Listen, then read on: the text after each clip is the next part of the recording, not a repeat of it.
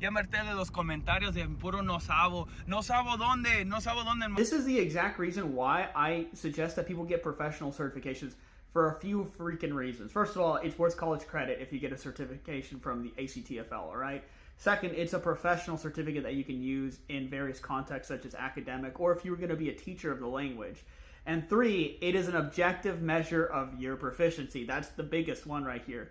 This guy is speaking fluent Spanish. He's really good, right? It doesn't matter if he has a slight accent or maybe he doesn't. I don't think he really does, but either way, it's irrelevant to proficiency. You can have an accent and be extremely proficient in a language. That's totally fucking normal. It's more normal for bilinguals to have an accent than for them not to have it.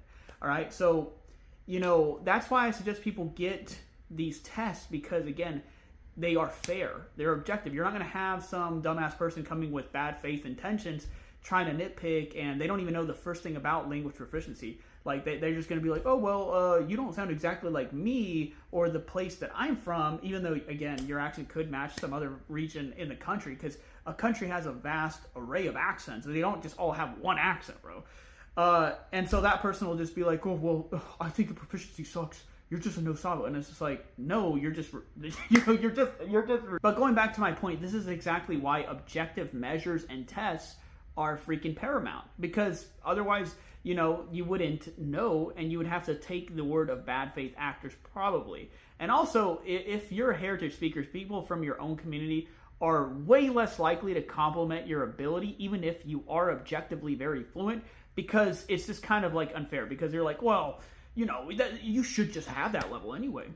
So like they're not going to give you kudos even if you are extremely fucking fluent. I mean, unless it's just to like a ridiculously high degree, So that's exactly why. But I'll leave you guys with this. If you do take part in the exam for Spanish, and I do suggest that for anybody, again, professional certification, it's worth college freaking credit, and it's extremely validating to know your level officially. If you get advanced low, that is the score that is required to become a teacher of the language in the United States. So it's a B2 level, a B2.1 level. That is conversational fluency. You're pretty good. That doesn't mean you're perfect at everything, but you're pretty fucking good. So I'll point that out.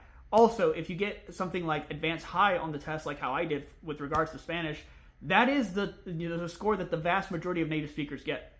So, you're on par at that point. So just throwing out these metrics, okay?